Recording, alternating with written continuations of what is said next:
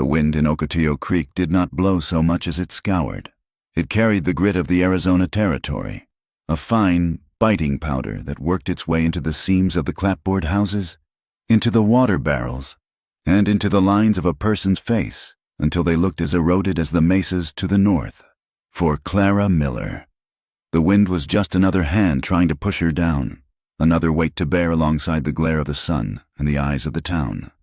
She stood on the porch of the leaning shack her father called a home, wringing out a gray shirt that had been white 3 years ago. Her knuckles were raw, the skin chapped red and splitting in the dry air. Inside, she could hear the heavy, wet snore of her father. Silas passed out on the floor where he had fallen 2 hours prior. The sound was a mercy. When Silas was asleep, he was not drinking. And when he was not drinking, he was not breaking things. May sat on the bottom step, whittling a piece of driftwood with a stolen paring knife. At 18, May was all sharp angles and simmering fury, her dark hair pulled back severely, her eyes constantly scanning the horizon as if expecting an army. Ruth, only 14, sat beside her, mending a tear in her skirt with careful, trembling fingers. Ruth was the soft one, the one the territory had not yet managed to turn into leather and stone. Clara watched them, the familiar ache of responsibility settling between her shoulder blades. To the people of Ocotillo Creek, they were not Clara, May, and Ruth. They were the Miller girls, the drunkard's daughters, trash that hadn't yet been swept away. Towns on the border were built on hope and violence, but Ocotillo Creek seemed built on judgment. The women in their bonnets, walking to the whitewashed church on Sundays, would pull their skirts aside when Clara passed, as if her poverty were a contagion. They whispered behind gloved hands, their eyes sliding over the bruises Clara tried to hide with high collars. They blamed the daughters for the sins of the father. If Silas Miller owed money to the grocer would look at Clara's waist and suggest a way she might work off the debt. If Silas started a brawl in the saloon, the sheriff would ride out to their shack, not to arrest the man, but to linger on the porch and tell Clara how vulnerable 3 girls were alone out here. It was a hypocrisy that choked them. The town wanted them gone, yet it seemed intent on devouring them first. Clara hung the shirt on the line, the wood groaning under her weight. She saw the dust cloud before she heard the horses. 2 riders were coming up the road from town. She stiffened, wiping her hands on her apron. "Get inside," she said, her voice low. May looked up, eyes narrowing. "Who is it?" "Sheriff Pale, and someone else. Go!" Ruth scrambled up immediately, clutching her sewing. But May took her time, stabbing the knife into the wood of the step before standing. They retreated into the gloom of the shack, leaving Clara to stand as the gatekeeper. Sheriff Pale rode a tall bay gelding that looked better fed than half the children in the territory. He was a thick man with a smile that showed too many teeth and eyes that looked like whetstones. Beside him rode a man Clara did not know, a stranger in a dusting coat, wearing a hat pulled low, with silver spurs that chimed like funeral bells. "Morning, Clara!" the sheriff called out, reining in his horse a few yards from the porch. He did not tip his hat. "Sheriff," Clara replied. Her voice was steady, a weapon she had forged over years of talking down angry men. "My father is asleep. Is he now?" Pale chuckled, the sound dry and humorless. "Well, waking him might be a kindness today. I brought Mr. Hurst here to see him. Mr. Hurst has a business proposition that might clear Silas's slate." Clara crossed her arms. "We don't need any propositions. We are managing—" Pale's smile vanished, replaced by a look of flat irritation. "You are starving, Clara, and your father owes nearly every man in Ocotillo Creek. Mr. Hurst is the Indian agent from the reservation up north. He is a generous man. He is looking for labor, domestic help for the agency house. Good. Christian work. The stranger." Hurst looked at Clara. His gaze was terrifyingly blank, stripping her down to muscle and bone, assessing her worth like a rancher eyeing a heifer. "3 of them," Hurst said. His voice was soft, cultivated, and entirely wrong for the dust and heat. "You said there were 3? Clara felt a cold prickle of dread run down her spine. The sheriff wasn't here to collect a debt. He was here to sell it. "We are not interested," Clara said, stepping back toward the door. "This isn't your choice to make, girl," Pyle said, his voice hardening. "It is your father's debt. Wake him up, or I will come in there and wake him myself." Before Clara could answer, the door creaked open. Silas Miller stumbled out, blinking in the harsh light. He smelled of vomit and stale rye. His shirt unbuttoned, his face gray with a hangover. "Who is it?" Silas croaked, shielding his eyes. "It is Salvation." "Silas," the sheriff said, his jovial tone returning. "Mister, Hurst is here to offer you a way out. $50 for the contracts." "Clean slate." Silas blinked, his watery eyes trying to focus on the stranger. "50? For the girl's labor," Hurst said. 2 years. They will be fed and housed. "You will have your $50, and your credit in town will be restored."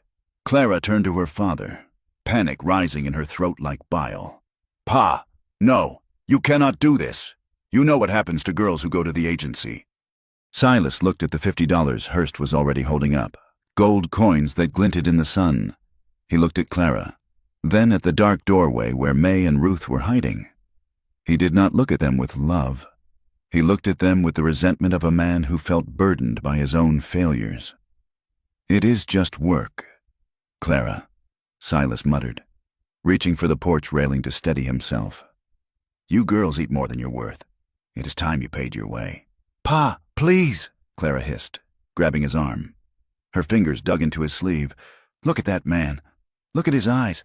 They are not taking us to scrub floors." Silas shoved her away, hard enough that she stumbled and hit her shoulder against the doorframe. "Shut your mouth," he roared, the sudden rage of the drunkard flaring up. "Do you think I want to live like this? Do you think I want to be hounded? You ungrateful bitch. I put a roof over your head, and you begrudge me a chance to breathe?" He turned to the men on horses. "I will take the money." "Done," Hurst said, tossing the small, heavy bag. It landed in the dust at Silas's feet. "We will send a wagon at sundown," the sheriff said, tipping his hat to Clara with a mockery of politeness. "Have them ready." They turned their horses and rode away, leaving the dust to settle over Clara's shattered world. Silas fell to his knees, scrabbling for the coins, his hands shaking. Clara stood frozen. The heat of the day seemed to vanish, leaving her cold. She looked at her father, a man who had once held her on his shoulders, now groveling in the dirt for the price of his daughter's lives. She went inside. May was standing by the window, the knife gripped so tight her knuckles were white. Ruth was crying silently, her face buried in her hands. "Pack," Clara said. Her voice was not her own. It was a stone dropping into a well. May turned. "We are leaving. We are leaving. Now." They moved with the desperate efficiency of the hunted. They did not own much. Clara took the sturdy canvas sack and filled it with what food they had: a heel of stale bread, a jar of dried apples, a strip of cured beef. She took the waterskins, filling them from the bucket. May grabbed the blanket from her bed and the heavy wool coat Clara had re-sewn 3 times. "Ruth," Clara said, crouching in front of her sister. She took Ruth's face in her hands. "I need you to be brave. Can you do that? We are going to play a game. We are going to be ghosts, quiet as ghosts." Ruth nodded, sniffing, and wiped her nose on her sleeve. "Where are we going?" "Away," Clara said. She went to the loose floorboard under her cot and pried it up. There, wrapped in an oilcloth, were 4 silver dollars and a handful of copper cents. It was money she had skimmed from the grocery budget for 5 years, a penny at a time. It was supposed to be for a doctor, or a coffin. Now it was for freedom. They waited until the heavy silence of the afternoon nap settled over the house. Silas was still on the porch, counting his gold, muttering to himself. He had already cracked a new bottle. "We go out the back," Clara whispered. They slipped through the rear window, dropping into the dry weeds of the yard. The desert stretched out behind the house, a vast ocean of scrub brush and prickly pear leading toward the broken spine of the mountains. They did not look back at the shack. They did not say goodbye to the life that had tried to crush them. They ran. They kept to the low ground, moving through the dry washes where the mesquite grew thick and thorny. The landscape was immediately hostile. The brush tore at their skirts and scratched their arms. The heat was a physical weight, pressing down on their heads. Every snap of a twig sounded like a gunshot. By late afternoon, they were miles from town, deep in the rocky foothills. Ruth was limping, her thin boots ill-suited for the jagged stones. May was seething, her energy frantic and angry, while Clara forced them to keep a steady, punishing pace. "We have to keep moving," Clara said, her throat dry. "The wagon comes at sundown.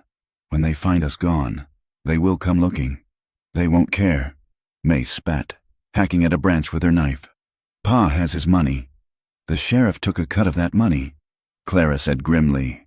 "And that man, Hurst, he didn't pay $50 for housekeepers. They will care. They will come." Night fell like a hammer. The temperature plummeted, the desert trading its furnace heat for a bone-deep chill. They huddled in a shallow depression beneath an overhang of rock, sharing the wool coat. The silence of the wilderness was vast and terrifying. It was not empty silence. It was a listening silence. Coyotes yipped in the distance, a manic, laughing sound that made Ruth shiver. They didn't sleep. They waited for the sun, and with it, the pursuit. It came sooner than Clara expected. Mid-morning found them struggling up a scree slope, trying to reach the higher mesas where horses would struggle. The sound of hoofbeats carried on the wind, echoing off the canyon walls. Clara shoved her sisters behind a cluster of boulders. "Down! Stay down!" She peered through a crack in the rocks. Below them, on the valley floor, 4 men were riding. She recognized the sheriff's bay. They were tracking, moving slowly, their heads down, reading the signs the sisters had inevitably left in the soft sand of the wash. "They are tracking us like deer," May whispered, her face pale. Clara watched as the sheriff stopped and pointed up the slope. He knew. "We have to move," Clara said. "Up, into the rocks." They scrambled upward, lungs burning. The terrain grew steeper, the rocks sharper. They found a narrow goat path that wound along the edge of a canyon, a sheer drop on one side and a wall of red stone on the other. As they rounded a bend, they stumbled upon a scene that stopped them cold. Hidden in a blind box canyon, away from the main trails, was a campsite. But it was not a cowboy camp. There was a heavy wagon with a canvas cover tied down tight. Near the remains of a fire lay a ledger book, forgotten or dropped. And near the wagon, dumped in a pile, were shackles, iron cuffs, small ones, small enough for wrists like Ruth's. Clara walked to the wagon and lifted the corner of the canvas. Inside, it smelled of unwashed bodies and terror. There were tie-downs bolted to the floor. "It's a slaver's wagon." Clara breathed, the horror washing over her. May picked up the ledger from the dirt.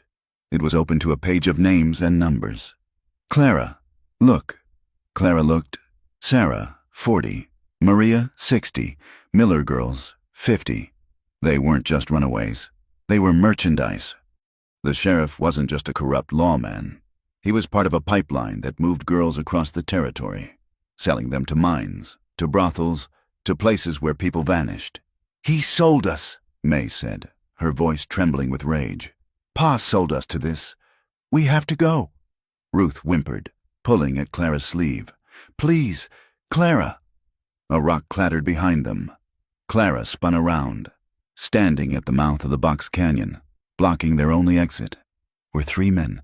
They were not the sheriff, but his deputies, hard-faced men with dust on their coats and rifles in their hands. "Well now," one of them grinned, stepping forward. "Look what we found. The sheriff said you were flighty." "Stay back," Clara warned, pushing Ruth behind her. She reached into her skirt pocket and gripped the handle of the dull paring knife. It felt laughably small. "Now, don't be difficult, darlin'," the deputy said, unholstering his revolver but not raising it. "We're just here to bring you back. Your pa is worried sick." "You're lying," Clara said. "We saw the wagon. We saw the chains." The deputy's smile didn't falter, but his eyes went dead. "Well, that's unfortunate. That makes things harder for you." He signaled to the others. "Grab them. Don't mark the faces." The men lunged. "Run!" Clara screamed, but there was nowhere to run. The canyon walls were sheer. The men closed the distance in seconds. One of them grabbed May by the hair. She screamed, slashing out with her knife, cutting his sleeve. He backhanded her, sending her sprawling into the dust. Another man grabbed Ruth, lifting her off her feet as she kicked and wailed. Clara threw herself at him, stabbing with her knife, but the third man caught her wrist, twisting it until the blade dropped. He slammed her back against the wagon wheel, knocking the wind out of her. "That's enough," the lead deputy shouted. "Tie them up!" Clara gasped for air, her vision swimming. She saw May trying to crawl to Ruth. She saw the men pulling ropes from their belts. The realization hit her with the force of a physical blow. This was the end. They would disappear into this wagon, and no one would ever look for them. Then, the air changed. It wasn't a sound, but a shift in pressure. A shadow detached itself from the high rim of the canyon wall above them. A figure dropped from the sky, landing in a crouch between the deputies and the sisters. He rose in a blur of motion. He was an Apache warrior, stripped to the waist, his chest painted with ash and clay. He moved not like a man, but like water rushing through a broken dam. The deputy holding Ruth shouted, raising his gun. The warrior was faster. He closed the distance, a heavy war club swinging in a brutal arc.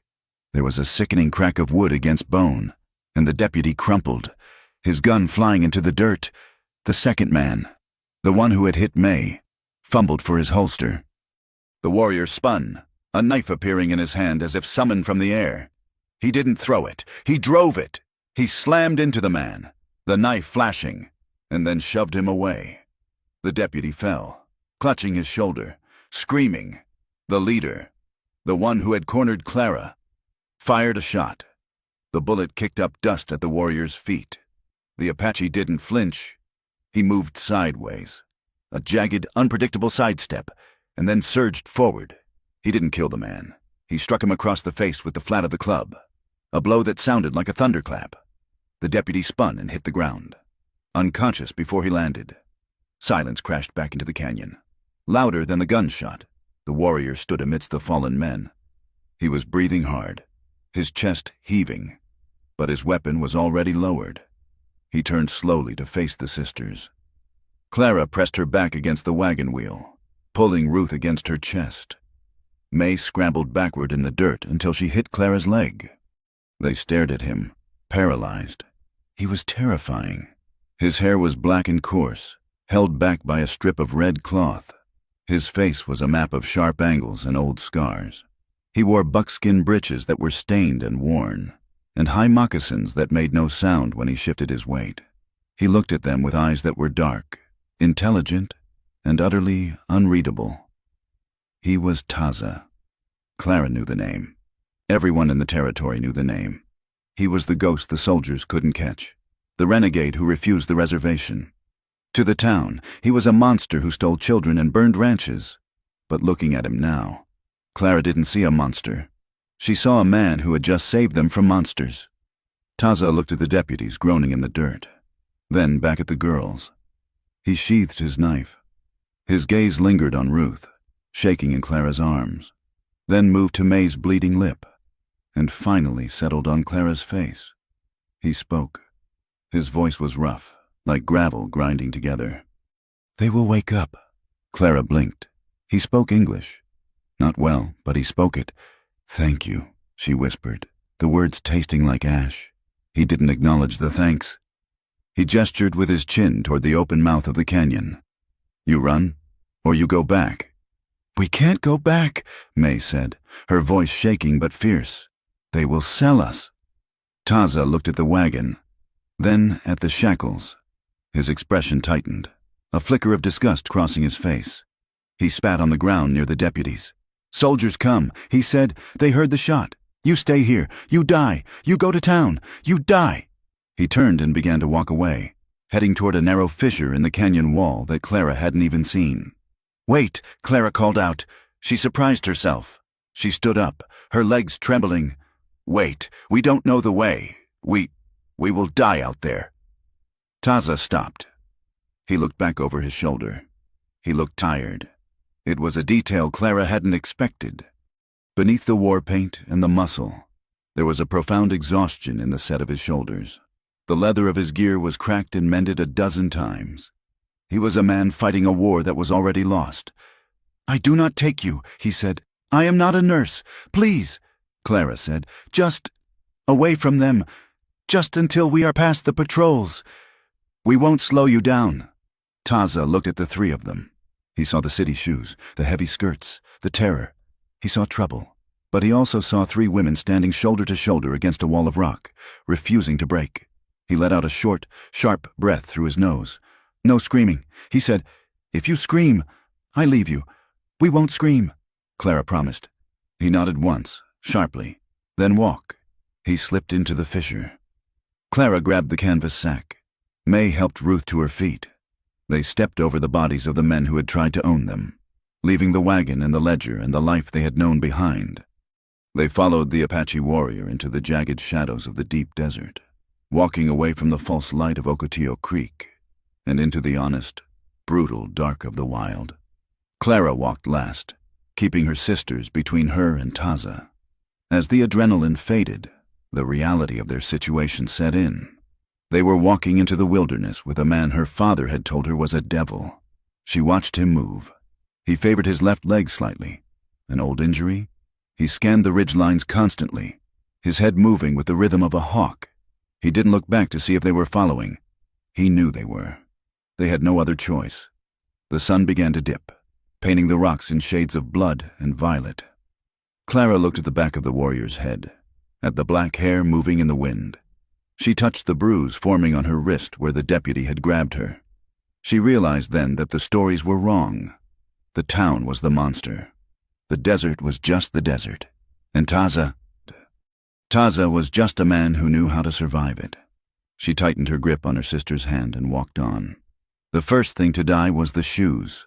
They were boots meant for walking from a porch to a church pew, or from a kitchen to a market stall. They were made of thin calf skin with button hooks and narrow heels, designed for the flat, beaten earth of Ocotillo Creek. They were not made for the Dragoon Mountains. 3 days into the flight, the soles of Ruth's boots had separated from the uppers, flapping like the tongues of dead dogs with every step. Clara had tied them together with strips of rag torn from her petticoat, but the rocks were merciless. The granite slopes shredded the fabric, and soon the leather gave way entirely. Ruth did not complain. That was the worst part. She simply walked, her face gray and slick with sweat, biting her lip until it bled. It was only when they stopped at midday, huddled in the shade of a twisted juniper, that Clara saw the blood soaking through Ruth's stockings.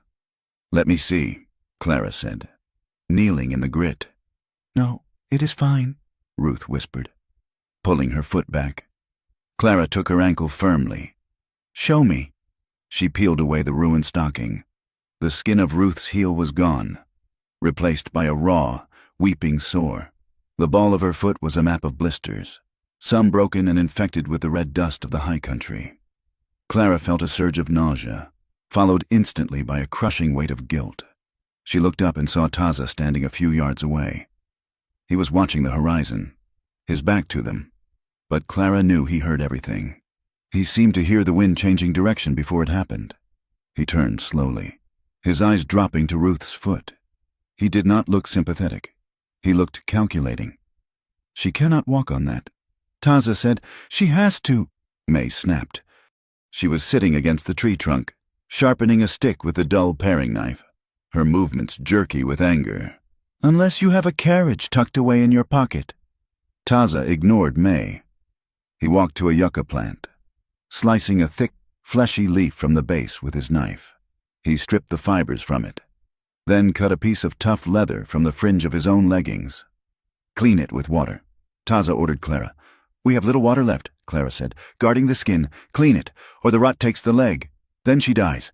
The bluntness of it silenced them. Clara poured a precious cupful of water over Ruth's foot. Ruth gasped, tears leaking from her shut eyes, but she did not scream. Taza knelt beside them. His hands, large and scarred, moved with surprising delicacy. He crushed the yucca pulp and pressed it against the raw skin, a cool, wet poultice, and then bound the foot with the leather strip and the remains of the stocking. "It will hold," he said, standing up. "But we lose speed," May glared at him. "We are going as fast as we can." Taza looked down at her. The men behind us do not care how fast you can go. They care only how fast they can catch you. We move now." May stood up, dusting off her skirt aggressively. "Why should we listen to you? You walk us in circles. You take us over the worst rocks. You treat us like mules. Because mules understand when to be quiet," Taza said calmly. May opened her mouth to scream, but Clara stepped between them. "Enough! May, stop it! He is helping us!" "Helping?" May laughed, a brittle, hysterical sound. "He is an Indian. Clara! Pa said they'd scalp us as soon as look at us. How do we know he isn't leading us to his own people to finish what the sheriff started?" "Because he hasn't done it yet," Clara said, her voice hard. "And because without him, we would be in the back of that wagon. Now pick up your pack." They moved on. The landscape grew harsher as they climbed. The air thinned, making their lungs burn. The sun was a hammer by day, beating down on the jagged spine of the ridge. But as soon as the sun dipped below the peaks, the cold rushed in like a floodwater. It was a freezing, biting cold that settled in the marrow of their bones.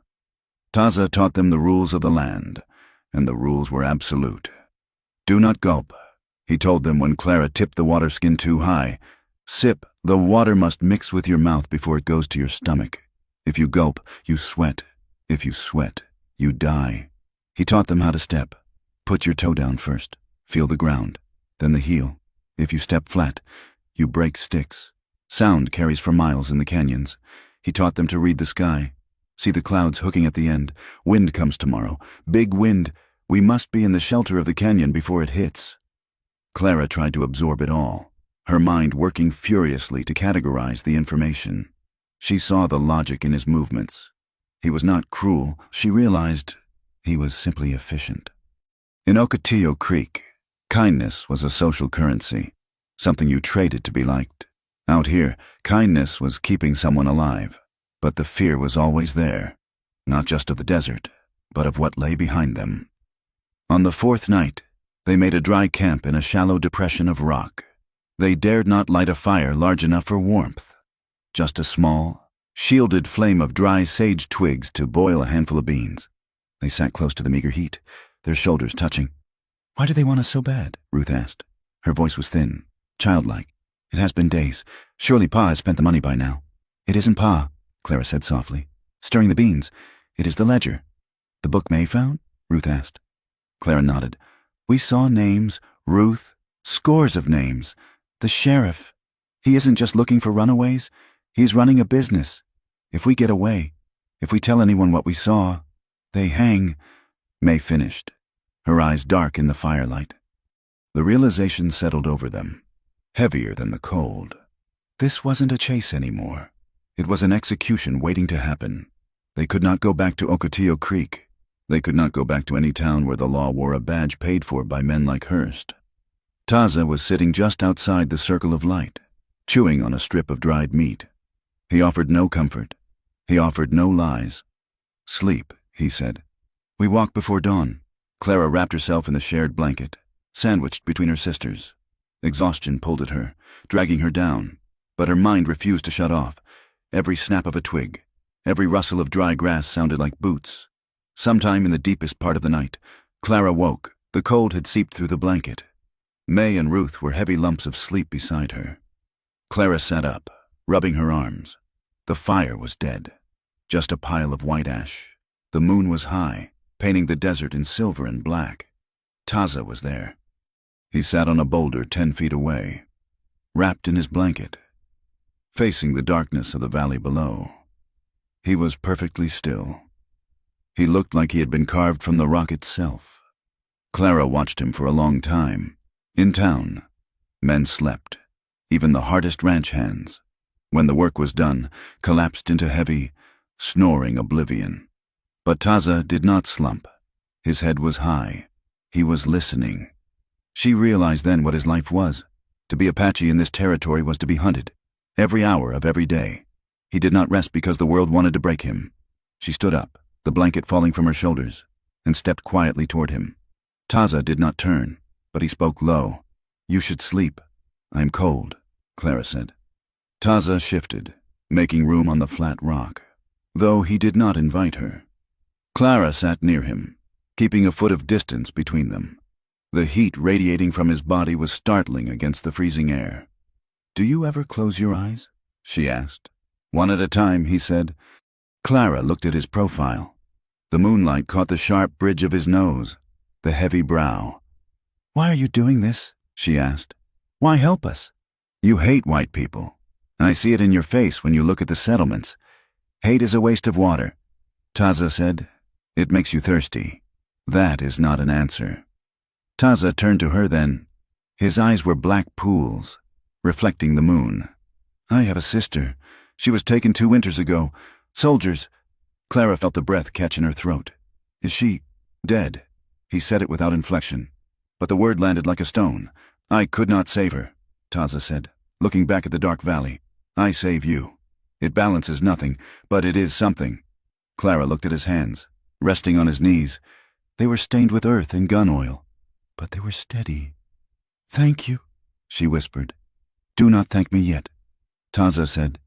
"We are not safe." The next day, the heat returned with a vengeance. The wind died, and the air became a stagnant oven. They were crossing a stretch of open scrubland, trying to reach the tree line of the next ridge. Ruth began to stumble. Her face was flushed a deep, unhealthy red. She stopped answering when Clara spoke to her. "Ruth," Clara said, grabbing her arm. "Ruth, look at me." Ruth's eyes rolled back. She buckled at the knees, collapsing into the dust like a marionette with cut strings. "Ruth!" May screamed. Clara fell to her knees, shaking her sister. "Ruth, wake up, please." Taza was there in an instant. He touched Ruth's neck, then lifted her eyelid. "Heat sickness," he said. "She has no water in her blood. We gave her the last of the skin an hour ago," Clara said, panic rising. It was not enough. Taza looked at the ridge ahead. It was still 2 miles away. 2 miles of exposed, baking rock. "She cannot walk," Taza said. "We can carry her," May said, trying to lift Ruth's shoulders. "Clara, take her feet. We are too slow," Taza said. He pushed May aside, not roughly, but with authority. He slid his arms under Ruth's unconscious body and lifted her. She was small, but dead weight was heavy in the heat. Taza grunted, shifting her so she lay across his chest and shoulder. He looked at Clara. "You carry my pack and the rifle." Clara scrambled to obey, slinging his heavy leather pack over one shoulder and taking the Winchester. The metal of the gun barrel was hot enough to blister her hand. They moved. Taza's pace slowed, his breathing becoming a rhythmic rasp. Sweat soaked his shirt, turning the buckskin dark. Clara watched him, her heart hammering against her ribs. He was carrying her sister, risking his own survival, risking capture. Her pride, usually a fortress, crumbled. She hated that she was weak. She hated that she needed him. But as she watched the muscles in his back strain under the weight, the hate dissolved into something else, a fierce, terrifying gratitude. They made the tree line an hour later. Taza laid Ruth down in the shade of a pine. He collapsed beside her, leaning his head back against the bark, his chest heaving. Clara wet a rag with the dregs of the water and pressed it to Ruth's forehead. After a few minutes, Ruth groaned and opened her eyes. "I'm sorry," Ruth whispered, her voice a dry croak. "Quiet." Clara hushed her. "Just rest." Taza sat up, wiping sweat from his eyes. He reached for the rifle Clara had leaned against the tree. He checked the action, then looked out the way they had come. "Did we lose them?" May asked, her voice less sharp than usual. Taza shook his head. "No, the extra time. They are closer. We left deep tracks with the weight. They will read them like a book." He stood up, ignoring his own exhaustion. "We moved deeper, into the canyons. There is water there, and cover." As they pushed deeper into the mountains, the signs of the world changed. It wasn't just the wilderness anymore. It was a battlefield. They crossed a meadow where the grass had been burned black, the scorch marks wide and unnatural. Taza skirted the edge of it, his hand hovering near his knife. "Soldiers," he muttered. "They burn the feed so our horses starve." Later, they found a campsite. It was empty, but scattered on the ground were brass cartridge casings. Taza picked one up, turning it in his fingers. "Government issue," he said. "They are patrolling the passes. He looked at the sisters. "We are between the hammer and the anvil. The sheriff behind. The army ahead." "Why is the army here?" Clara asked. "Because we are here," Taza said. "They want to put us in the cages, the reservations, where the ground grows nothing and the water smells of sickness." He led them through a narrow defile, moving with extreme caution. Suddenly, he stopped, holding up a hand. "Down!" he hissed. They dropped into the sagebrush. Taza pointed toward a clearing below them, about 300 yards away. A small group of Apache were gathered there, maybe 10 of them. They were ragged, their clothes torn, their horses thin. They were standing around a pile of stones, a fresh cairn. There was no wailing, no loud cries, just a low, haunting song that drifted up on the wind. A woman stood by the stones, cutting her hair short with a knife. "What are they doing?" Ruth whispered. "Burial," Taza said softly. "Did the soldiers kill him?" May asked. "Maybe soldiers, maybe hunger, maybe the winter." Taza watched them, his face filled with a sorrow so deep it looked like physical pain. "Are they your family?" Clara asked. Taza watched the woman drop her hair onto the stones. "All our family now. There are so few of us left." The sisters watched in silence. They had been raised on stories of bloodthirsty savages, of monsters who killed for sport. But there was no monster in that clearing. There was only grief. It was a human sorrow, raw and recognizable. Clara thought of her own mother's funeral, the hollow ache in her chest. She looked at Taza. He wasn't watching the burial anymore. He was scanning the ridges above the mourners, checking for soldiers, guarding them from a distance, even though he could not join them. He turned to Clara, catching her stare. She didn't look away. For the first time, she let him see her. Not the guarded, defensive woman, but the person underneath. "We should go," Taza said, his voice rough, "before we bring trouble to them." The tension between them shifted after that. It wasn't spoken, but it was there, humming in the air like a telegraph wire. When they stopped to rest, Clara found herself watching his hands. She noticed the way he tied knots, the efficiency of his fingers. She noticed the way he stood, always balanced, always ready. It wasn't just gratitude anymore. It was an awareness of him as a man. And he watched her. She caught him looking when she adjusted her skirt or wiped sweat from her neck. He saw her resolve. He saw that she didn't weep when the thorns tore her skin. It was late afternoon when the second attack came. They were navigating a dry creek bed, the walls rising 10 feet on either side. It was a natural trap, and Taza had hesitated before entering. But they needed the cover. The shot cracked from the rim above, kicking up sand inches from May's foot. "Run!" Taza roared. He shoved Clara forward, spinning around to face the rim. 3 men appeared on the ridge, dusting coats, Winchesters, the traffickers. They had ridden hard to catch up. "There they are," one shouted. "Shoot the buck, take the girls." Taza raised his rifle and fired. One of the men on the ridge ducked, cursing. "Go!" Taza yelled at the sisters. "The bend! Get around the bend!" Clara grabbed Ruth and dragged her. May was sprinting ahead. More shots rang out.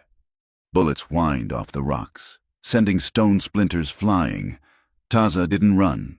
He stood his ground in the open creek bed, working the lever of his rifle. He was buying them seconds. He fired again, and a man on the ridge screamed and fell back, but there were too many angles. A shot hit Taza. Clara heard the impact, a wet thud. Taza jerked back, spinning halfway around, but he didn't fall. He dropped to one knee, fired one last covering shot that sent the remaining attackers scrambling for cover, and then pushed himself up. "Clara!" he yelled, his voice strained. Clara stopped. She looked back. Taza was stumbling toward them, one hand pressed to his side, blood seeping between his fingers. She didn't think. She ran back to him. "Clara! No!" May screamed from the bend. Clara reached Taza, grabbing his arm, pulling his weight onto her shoulder. He was heavy, burning with heat. "Move!" he gritted out. Together, they stumbled around the bend of the creek, out of the line of fire. They scrambled up a narrow game trail that led into a cluster of tumbled boulders, finding a shallow cave, little more than a hollow beneath a massive slab of sandstone. They collapsed inside, sliding to the back of the shadows. Outside, the men were shouting to each other, cautious, not wanting to walk into Taza's sights. "Check the ridge. Get above them. Inside the cave." The silence was heavy with breathing and the smell of copper. Taza leaned back against the stone, his face gray. His hand was clamped over his ribs on the left side. Blood was pooling on the sand floor. "Let me see," Clara said. Her hands were shaking, but her voice was commanded. "It is nothing." Taza winced, trying to push her away. "Don't lie to me," Clara said fiercely. "Move your hand." She pried his fingers away. The bullet had grazed the ribs, tearing a deep, jagged furrow through the muscle. It wasn't a gut shot, thank God, but it was bleeding heavily. "We need to stop the blood," Clara said. She looked at her skirt. It was already ruined. She gripped the hem of her petticoat and ripped a long, wide strip of white cotton. "May, hold the rifle," Clara ordered without looking back. "Watch the entrance." Clara knelt between Taza's legs, pressing the cloth against the wound. Taza hissed, his head tipping back against the rock, his teeth clenched. "I am sorry," Clara whispered. "This will hurt." She pressed harder. Taza's hand came up and gripped her shoulder, his fingers digging in tight. He didn't cry out. He just breathed. Short, sharp breaths. Clara looked at his face. His eyes were squeezed shut, sweat beading on his forehead. She was so close to him she could smell the sage smoke in his hair, the salt of his skin, and the iron scent of his blood. He had stood. He could have run into the rocks and vanished. He was a ghost. He could have left them to be taken. But he stood. "Why?" she whispered, her voice trembling. "Why did you stay?" Taza opened his eyes. They were dark and glazed with pain, but focused on her. "Because you," he gritted his teeth, "fighting a wave of pain because you are not merchandise." Clara felt a crack in the center of her chest, a breaking of the dam she had built to keep the world out. Tears pricked her eyes, hot and sudden. She leaned closer, securing the bandage, her hands lingering on his chest. "Thank you," she breathed. It wasn't the polite thanks of the town. It was a confession. Taza looked at her. His grip on her shoulder softened, his thumb brushing the hollow of her collarbone. It was a fleeting touch, barely there, but it burned like a brand. "They are coming," May hissed from the cave mouth. "I hear them on the gravel." Clara pulled back, wiping her face. She picked up Taza's knife from where it had fallen. She placed it in his hand, then picked up a heavy stone for herself. "We are not done yet," Clara said. Taza nodded slowly, his eyes clearing. "No, not done."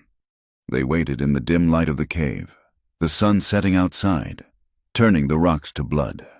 The hunters were closing in. The cold was returning, and Taza's blood was on Clara's hands.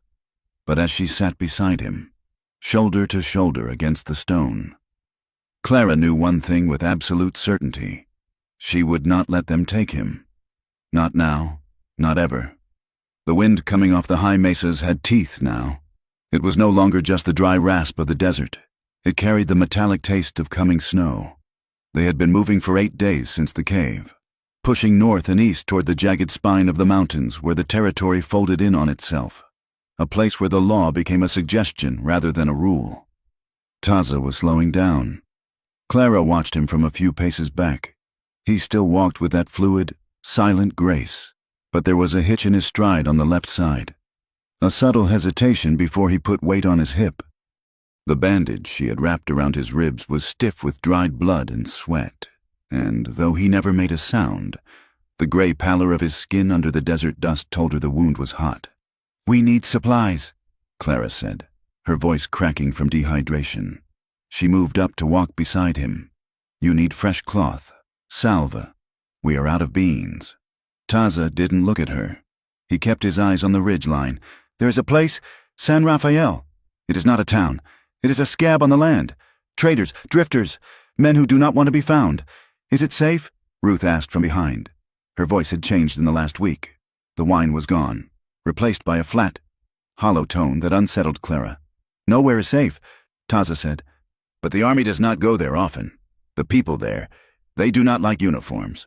They reached the outskirts of San Rafael at dusk.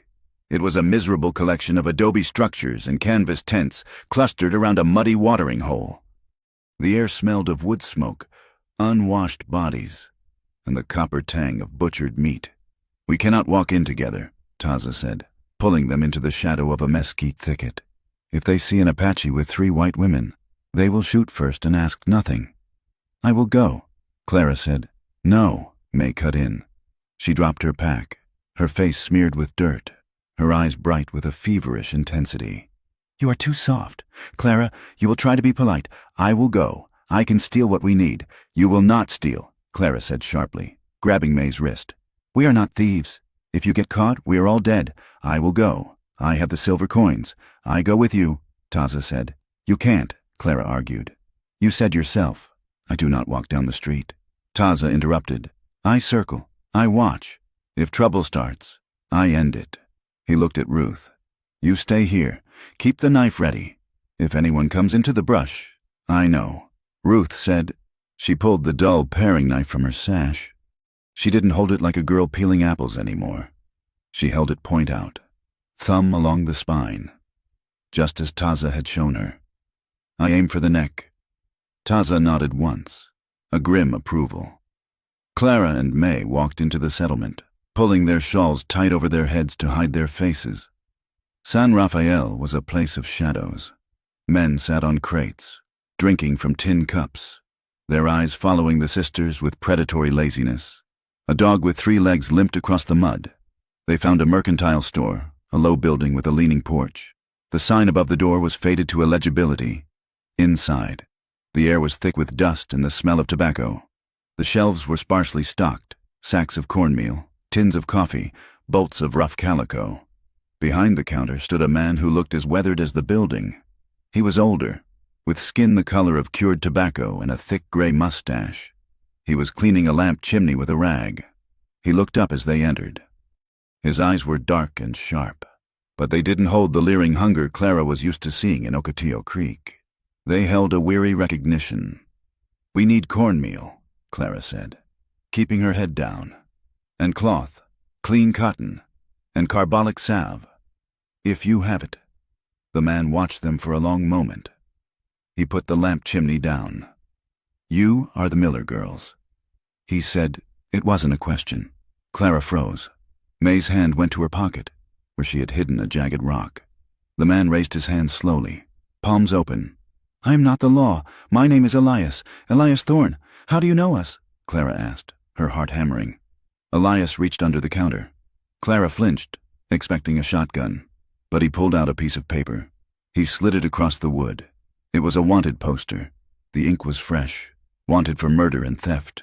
The Miller sisters, and the renegade Apache known as Taza. $500 reward. 500, May breathed, looking at the number. "Pa never saw $500 in his life." "They say you killed 2 deputies, Elias said, watching them closely. "They say the Indian butchered them and kidnapped you. That is the story the sheriff is telling." "It is a lie," May spat. "The sheriff sold us. He sold us to a slaver. Taza saved us." Elias nodded slowly. "I believe you." Clara looked at him, confused. "Why? Why would you believe us?" "Because Sheriff Pyle has been selling girls out of this territory for 5 years, Elias said. His voice was low, vibrating with a suppressed anger. 2 years ago, my niece went to work in Ocotillo Creek. She never came back. Pale said she ran off with a cowboy." He looked at the poster, then tore it in half. "I have the salve," Elias said. "And I have dried beef. Better than cornmeal for the road." He moved around the counter, gathering supplies. He didn't ask for the silver. He packed a burlap sack with efficiency. Coffee, sugar, a small bottle of whiskey for the wound, and a box of cartridges. "Take this," he said, shoving the sack across the counter. "We can pay," Clara said, reaching for her coins. "Keep your silver," Elias said. "You will need it. But listen to me. There is a man here tonight, a courier. He rides for the Indian agent, Hurst. He is drinking at the cantina now. He has a saddlebag full of papers." May looked up sharply. "Papers?" Elias leaned in. "Hurst runs the contracts. If you want to stop running, you need to know where the road ends. The courier leaves at dawn." The door opened, and a group of miners stumbled in, loud and drunk. Clara grabbed the sack. "Go out the back," Elias whispered. God go with you. They slipped out the rear door into the alley. The cold air hit them like a slap. We have to find Taza, Clara said, clutching the sack. No, May said. She was looking toward the cantina, where yellow light spilled onto the mud. Elias said the courier is there. May, no, it is too dangerous. We are already dead. Clara, May hissed. Look at the poster. They are hanging us for murder. We need proof. If we have Hearst's papers, we can go to the marshal in Tucson. We can prove Pal is a liar. Before Clara could stop her, May darted into the shadows, moving toward the hitching rail outside the cantina. May, Clara whispered, but her sister was gone. Clara stood in the alley, torn. She couldn't leave May, but she couldn't leave Ruth alone in the desert either. A hand clamped over her mouth. She gasped, trashing, but the grip was iron. She was pulled back into the darkness of a stable overhang. Quiet. Taza's voice rumbled in her ear. Clara slumped against him, the adrenaline draining out of her. You scared me. You were standing in the light, Taza said. He released her, but he didn't step away. He was leaning heavily against a support post. I saw May. She is hunting. She is foolish, Clara said. She is going after a courier's bags. She is angry, Taza corrected. Anger makes you brave before it makes you smart. They waited in the shadows. The sounds of the cantina drifted over. Shouting, a tinny piano, the crash of glass. Minutes stretched into an hour. Clara could feel the heat radiating from Taza's body, feverish and intense. Finally, a figure sprinted from the gloom. May slid into the alley, breathing hard. A leather satchel clutched to her chest. I got it, she gasped, her eyes wide with triumph and terror. He was drunk. He didn't even see me. Go, Taza said. Now. They made it back to the mesquite thicket without being seen. Ruth was waiting, crouched exactly where they had left her, the knife in her hand. She didn't look relieved to see them. She just looked at their hands to see if they had food. We have to move, Taza said. We can't hide tonight. They climbed until their lungs burned, putting miles of vertical rock between them and the settlement. They found shelter in a wind-scoured depression near the snow line. It was bitterly cold, but safe from prying eyes. Clara opened the sack Elias had given them. She handed out strips of dried beef and opened the whiskey. Taza, she said, the shirt. He hesitated, then nodded. He sat on a flat stone and unbuttoned his shirt. The fabric was stuck to the wound. Clara poured a little whiskey on the cloth to loosen it. Taza hissed, his stomach muscles seizing, but he stayed still. She peeled the fabric back. The wound was angry, the edges red and swollen. May sat by the small fire they had shielded with rocks, tearing into the courier's satchel. Ruth watched her, chewing on the beef with mechanical rhythm. Look at this, May whispered. She held up a ledger. It was identical to the one they had seen in the slaver's wagon. It lists everything, May said, her voice trembling. Dates, prices, drop-off points. Payment to Sheriff Pale, $200. Payment to Sergeant Miller, $100. Sergeant Miller? Ruth asked. That isn't Pa. No, Taza said. His voice was rough. He was watching Clara clean the wound, his eyes dark with pain. Sergeant Miller is the supply officer at the fort. He reports to Hearst. It's a ring, Clara said. Applying the carbolic salve. It isn't just the town. It's the army. It's the agency. She wrapped the clean cotton around Taza's chest, pulling it tight. His skin was hot under her fingers. The physical intimacy of it, the act of touching him, of caring for the body that was standing between her and death, felt suddenly overwhelming. She tied the knot and sat back. Taza caught her hand. His grip was calloused and warm. He looked at the bandage, then up at her face. You have good hands, he said. Clara felt a flush rise in her cheeks that had nothing to do with the cold. I learned to stitch mending trousers. This is not trousers, Taza said softly. He didn't let go of her hand. The silence between them deepened, charged with everything they hadn't said for days. The fear, the exhaustion, the strange, terrifying bond that had formed in the crucible of their flight. Clara looked at his mouth. It was a stern mouth, unused to smiling, but there was a softness there now. She felt a pull, a magnetic gravity dragging her toward him. She wanted to lean in. She wanted to press her forehead against his chest and forget, for just 1 second, that the world was trying to kill them. Taza leaned in. Just an inch. His eyes searched hers, asking a question he didn't have words for. It would be so easy. Clara thought, to kiss him, to claim this one thing for herself. But then the image of the wanted poster flashed in her mind. The Miller sisters and the renegade Apache. She pulled her hand away, scrambling backward. I can't, she whispered. Taza didn't move. He didn't look angry. He looked resigned. You are afraid. He said, yes, Clara admitted, her voice shaking. I am afraid. If we, it gives them something else to take. I have nothing left to lose. Taza, I cannot lose this too. You think not touching keeps you safe? Taza asked. You think if you stand apart, the bullet misses? I think if I stand apart, I can think, Clara said, and I need to think. She stood up and walked to the edge of the camp, staring out at the dark abyss of the canyon. Her heart was racing so fast it made her dizzy. She wanted him. God, she wanted him. Not as a rescuer, not as a guide, but as a man, and that terrified her more than the sheriff ever could. May came up beside her, clutching the ledger. Clara, she said, look at the date. Clara wiped her eyes and looked at the page May was pointing to. December 12th. Delivery to San Miguel mine. 4 units. That is in 2 days. May said, San Miguel is north of here. So? Clara asked. So. Look at the next line. Source, Ocotillo Creek. They are taking more girls, May said, from our town. Clara felt the cold settle deep in her stomach. They weren't just fugitives anymore. They were witnesses to an ongoing crime. The next morning, the sky was the color of bruised iron. Snow was falling in lazy and drifting flakes. They packed in silence. Taza seemed stronger after the food and the dressing, but his mood was dark. He led them along a narrow goat path, higher into the peaks. They stopped at midday to rest. Taza climbed a pinnacle of rock to scout the back trail. When he came down, his face was grim. Smoke, he said, 5 miles back. A big fire. A camp? Clara asked. No, Taza said, a signal. They pushed on. By afternoon, they found out what the signal meant. They came across a trapper's shack nailed to a tree near a stream. It was abandoned, but nailed to the door was another poster. This one was larger. It showed a crude drawing of Taza's face. Murderer. It read, Savage attack in San Rafael.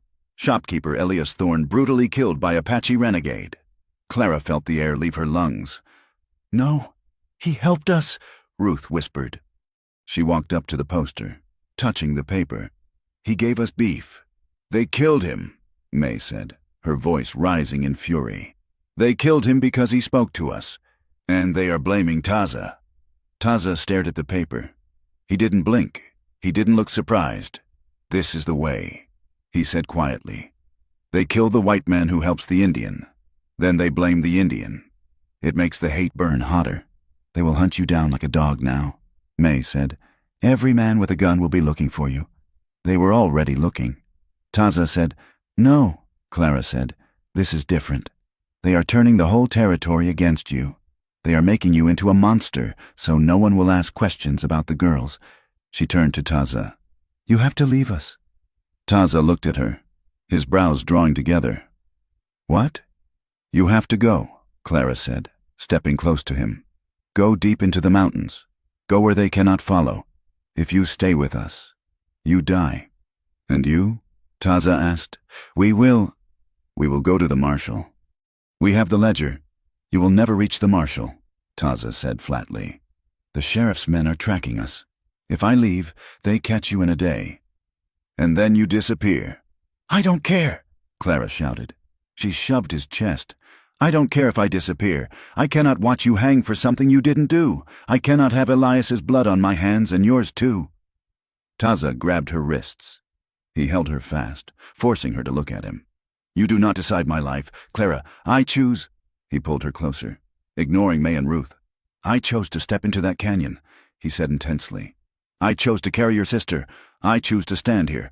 Do not insult me by trying to save me. Clara trembled in his grip. The snow was falling harder now, dusting his black hair with white. They are lying about you, she whispered. "They have lied about me since the day I was born."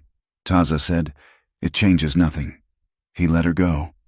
"We have a choice," Taza said to the group. "We run west into the deep snow. We freeze. Maybe. We starve. Maybe. But we live free for a little longer. Or what?" May asked. "Or we go to San Miguel," Taza said. "The mine?" Clara asked. "The delivery is tomorrow," Taza said. "If we stop the wagon, if we free the girls, then we have witnesses. Not just 3 runaways. A dozen." "It is suicide," Clara said. "It is an ambush. It is war," Taza said. He looked at Clara. His eyes were challenging her. He was offering her a way out of the victimhood, a way to stop running. Clara looked at her sisters. Ruth was holding her knife, her thumb rubbing the blade. May was clutching the ledger like a Bible. They were not the girls who had sat on the porch in Ocotillo Creek. They were something else, something forged in the fire. And she looked at Taza. She saw the man who had slept with one eye open to keep them safe. She saw the man she had almost kissed. She realized then that she didn't want him to leave. She wanted to stand beside him. She took a deep breath. The cold air filled her lungs, sharp and clear. "We don't run," Clara said. May looked at her, surprised. "We fight. We fight," Clara said. She turned to Taza. "Take us to San Miguel." Taza nodded slowly. A corner of his mouth lifted. Not a smile, but a grimace of respect. "Check your weapons," he said. Ruth sheathed her knife. May picked up a heavy rock she had been carrying since the creek. Clara tightened the straps of her pack. As they began to move, Clara walked beside Taza. Their shoulders brushed. This time, she didn't pull away. "I am not doing this to save you," she lied quietly. "I know." Taza lied back. But as they walked into the teeth of the storm, Clara admitted the truth to herself. She wasn't fighting for justice. She wasn't fighting for the ledger. She was fighting for him. She wanted a life where she didn't have to look at a wanted poster to see his face. She wanted a life where she could hold his hand without fear. And if she had to burn the whole corrupt territory down to get it, she would. The winter came down from the peaks like a falling curtain of iron. It was not a gradual cooling, but a sudden, violent seizure of the land. The wind shrieked through the canyons, stripping the last dried leaves from the cottonwoods and driving snow into drifts that could swallow a horse to the stirrups. The sound of the cold was a physical thing, the sharp, pistol-crack report of pine trees snapping under the weight of ice in the dark. They had been moving for weeks, pushing deeper into the wildest country to avoid the patrols that now seemed to scour every valley. Their supplies were dangerously thin. The dried beef Elias had given them was gone, replaced by whatever meager game Taza could bring down. A stringy jackrabbit, a wood rat, once a lean deer that they ate down to the marrow. Hunger changed people. It pared them down to their essential nature. For May, hunger was fuel. She became the eyes of the group. She discarded her heavy skirts for a pair of trousers taken from a dead prospector they had found frozen in a drift, binding the waist with rope. She moved ahead of them, climbing high ridges to scan for the dust of cavalry columns. She learned to read the flight of birds and the behavior of deer. She was reckless, fueled by a simmering rage at the world that hunted them. But she was sharp.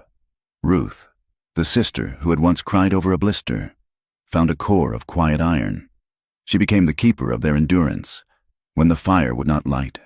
It was Ruth who sheltered the spark with her body for an hour until the damp wood caught, when Taza's wound wept in the cold. It was Ruth who boiled the water and washed the linen, her hands red and chapped but steady. She did not speak much, but she did not stop, and Clara became the spine. She held the group together with a sheer force of will. She calculated the miles, rationed the food to the ounce, and made the hard decisions that Taza, in his solitary nature, sometimes overlooked. She navigated the tempers that flared when the wind howled and stomachs rumbled. "Stop looking at me like that," May snapped one evening, throwing a stick into the paltry fire. "I am looking at the wood," Clara said calmly, not looking up from the mending she was doing by firelight. "We need to conserve it." "You look at me like I am a child," May said, her voice thin with exhaustion. "I found the water today. I found the trail." "And you did well," Clara said. "But if you burn all the wood now, we freeze before dawn. Put the stick back." May glared, her hand tightening on the wood. But she put it back. Taza watched from the shadows, his dark eyes moving between the sisters. He said nothing, but he saw everything. He saw that they were no longer the terrified girls he had pulled from the slaver's wagon. They were becoming creatures of the wild, hardened by the same wind that weathered the stone. "We are not alone here," Taza said suddenly, breaking the silence. Clara looked up. "What?" Taza nodded toward the dark tree line to the north. "There are scouts watching us. Soldiers," Ruth whispered, reaching for her knife. "No," Taza said. "My people. The camp was not a place of war drums and glory. It was a place of hiding." Taza led them into a deep, narrow canyon where the smoke from fires could disperse through a network of fissures before reaching the sky. There were perhaps 30 people. Taza had called them a camp, but to Clara, it looked like the remnants of a shipwreck. There were old men with faces like dried leather, women with eyes that held too much memory, and children who did not play but sat quietly, wrapping themselves in tattered blankets. When Taza rode in, leading the sisters, the silence was absolute. Heads turned, eyes narrowed. The hostility was a physical wave, colder than the wind.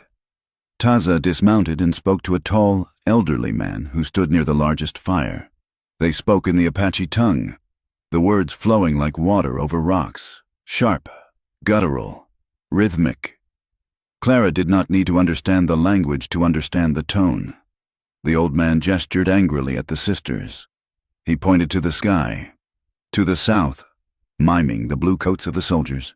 He spat on the ground. Taza stood his ground, his voice low and firm.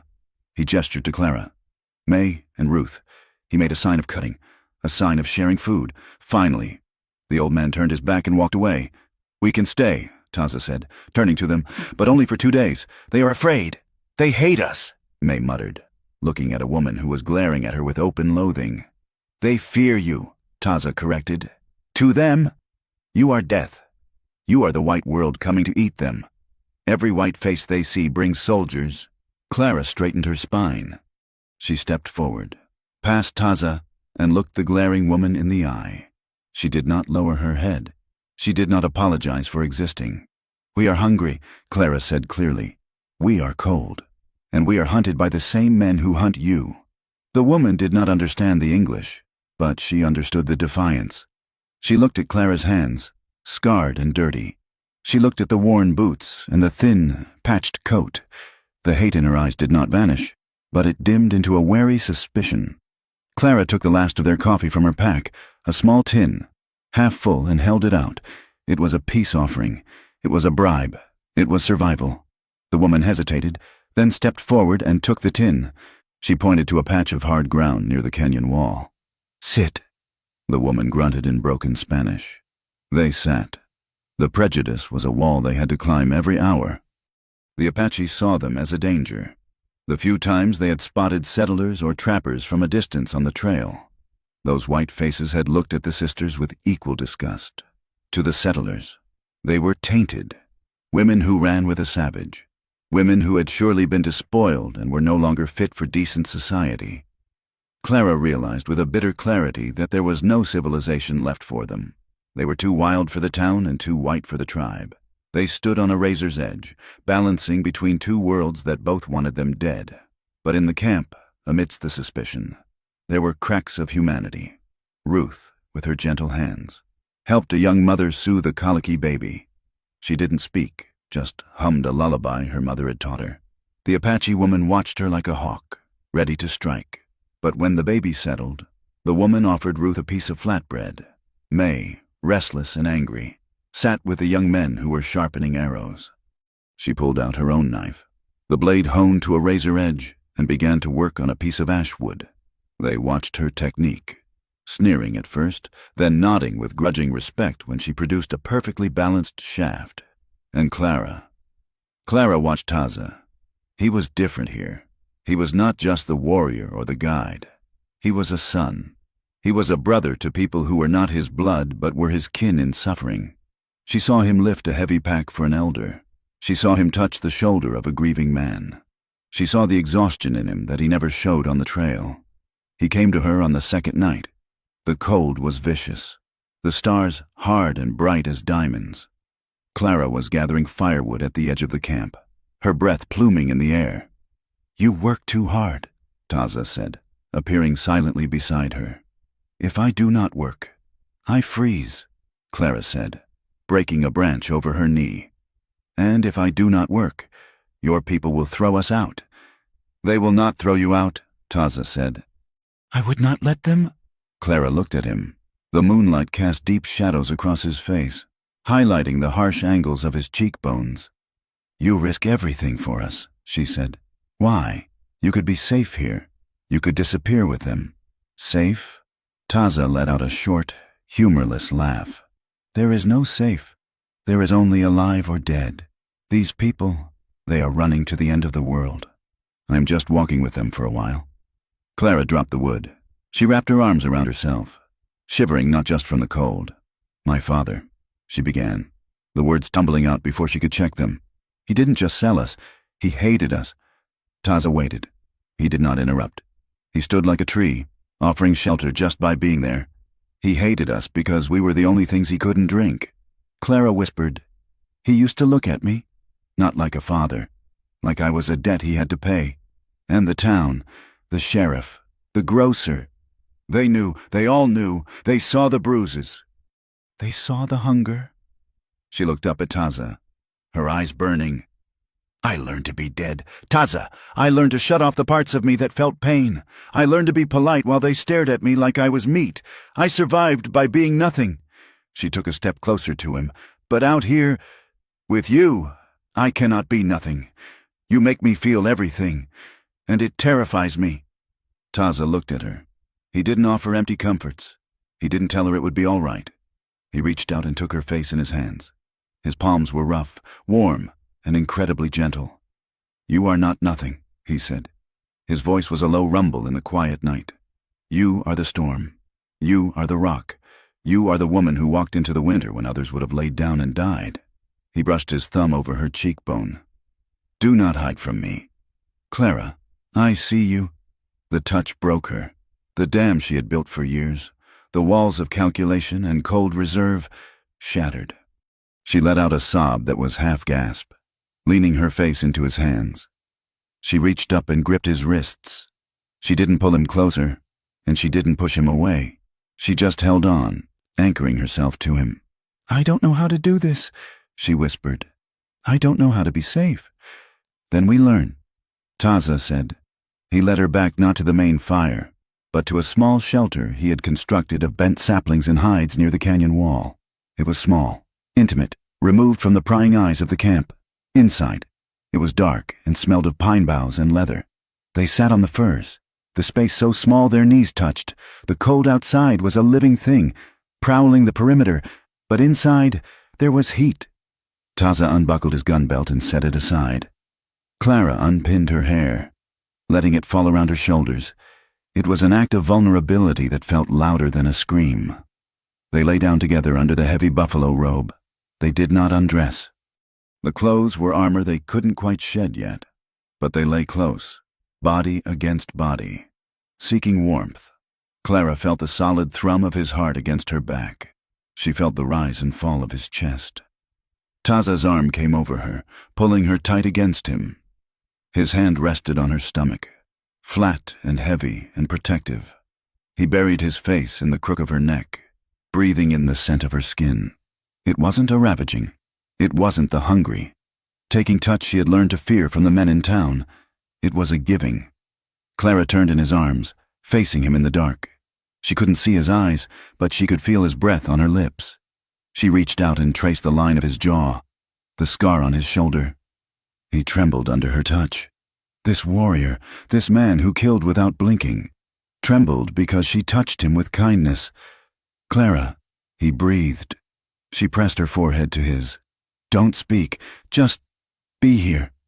They lay in the silence, hands exploring with a reverence that bordered on worship. a thumb brushing a wrist, fingers tangled in hair, the friction of rough fabric against skin. It was a reclaiming. Clara felt herself thawing, the ice in her soul melting into a terrifying, beautiful river of want. She wanted him to know her. She wanted to belong to him, not as property, but as a partner in the void. She fell asleep with his hand holding hers against his chest, and for the first time in her life, she did not dream of running. Morning brought the world back with a vengeance. The camp was in chaos before the sun cleared the canyon rim. Shouts echoed off the walls. Dogs barked. The sound of panic, a frequency Clara knew well, vibrated in the air. Taza was up instantly, gun in hand, moving to the flap of the shelter. Clara scrambled up, grabbing her coat. "What is it?" she asked. "Soldiers," Taza said, his face hardening into the mask of the warrior. They emerged into the light. The old man Taza had spoken to was shouting, pointing toward the canyon entrance. "Scouts!" the old man yelled. "Bluecoats! They are 2 miles out! They have the big guns on wheels!" Taza swore, a harsh word in his own tongue. May and Ruth ran to them. May was breathless, her face pale. "I saw them," May gasped. "I went up to the rim at dawn. It's a whole column, cavalry, and there is a man in a black coat with them." "Hurst," Clara said, the name tasting like bile. "He has a megaphone," May said. "He is calling out. He says they are here for the captives. He says the savages have kidnapped white women, and if they do not surrender us, the army will burn the canyon to ash." The camp turned its eyes to the sisters. The fear had curdled into blame. "They bring death," a woman screamed, pointing at Clara. "Give them back." Taza stepped in front of Clara. "Silence," he roared. The old man stepped forward. "Taza, you know the law. We cannot fight the wagon guns. We have children here. If we give them the women, the soldiers might leave." "They will not leave," Taza said. "Hurst does not want the women. He wants to kill you. He uses the women as the excuse. If you give them up, he will slaughter you anyway to hide his crimes." The old man hesitated. The logic was sound, but the fear was stronger. "We must run," Taza said. "Scatter. Up the goat trails. The horses cannot follow there." "I will draw them off," May said suddenly. "No," Clara shouted. "May, you will not." "I can do it," May said, her eyes wild with adrenaline. "I know the lower trails. If I show myself, if I run toward the south ridge, they will follow me. It will buy the camp time to move north." "It is suicide," Taza said. "It is survival," May argued. She didn't wait for permission. She turned and sprinted toward the horses. "May!" Clara screamed, lunging forward, but Taza caught her arm. "Wait," he said. "Look!" May had vaulted onto Taza's horse.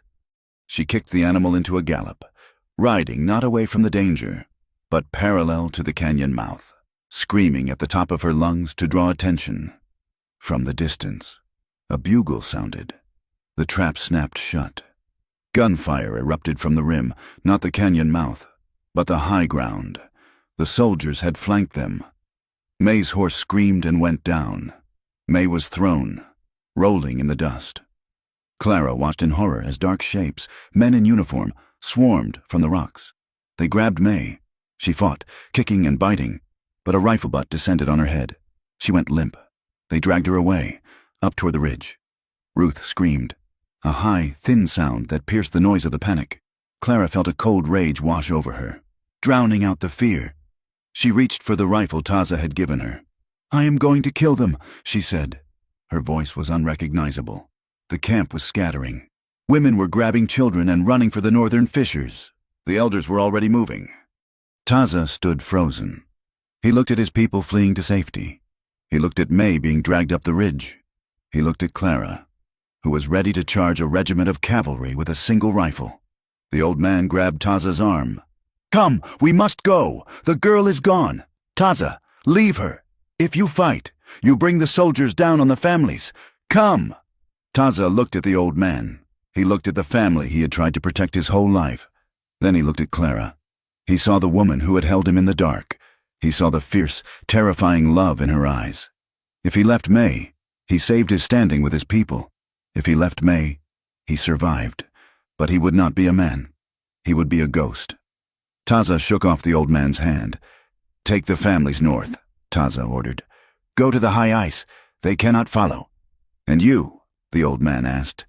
"I go to get my heart back," Taza said. He turned to Clara. "Can you ride?" he asked. "I can ride anything," Clara said. Taza whistled.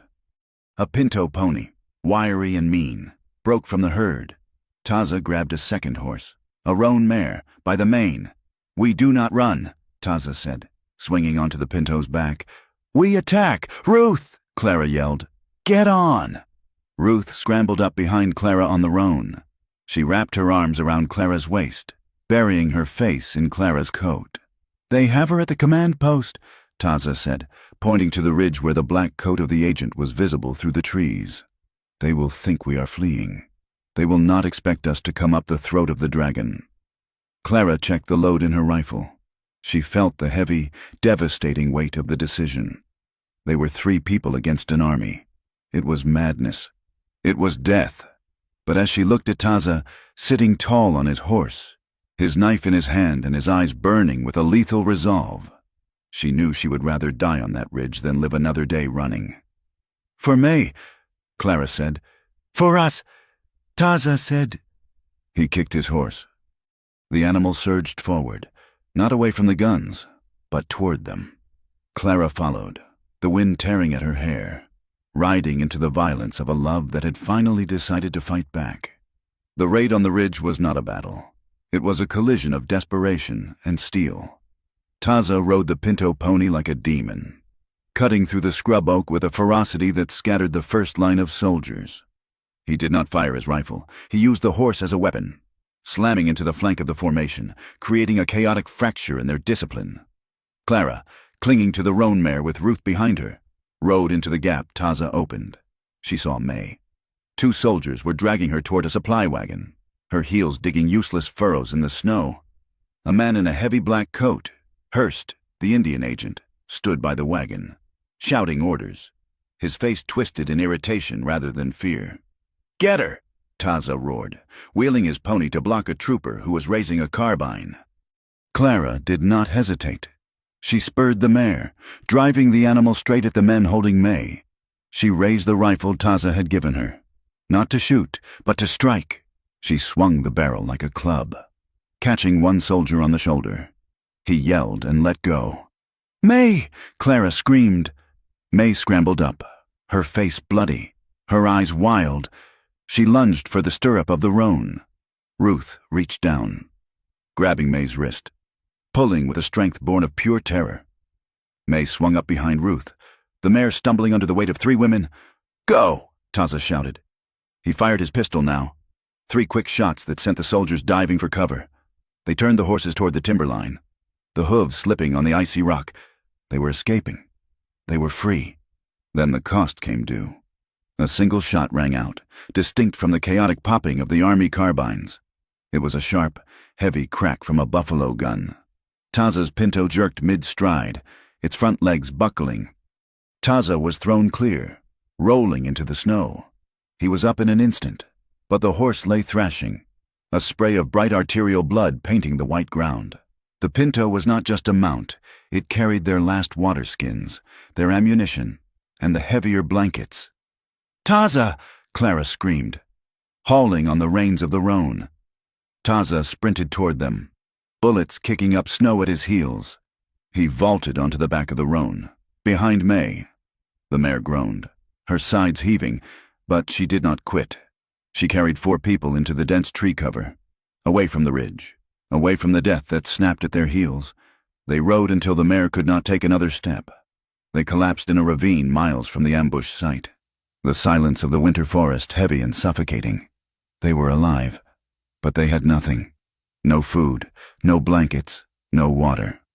Just the clothes on their backs, the ledger May had kept stuffed in her shirt, and one exhausted horse that stood with its head hanging low, steam rising from its coat. Taza walked a few paces away and leaned against a pine tree. He looked back toward the ridge. His face was a mask of grief. "We lost the supplies," Clara said, her voice hollow. "We lost more," Taza said.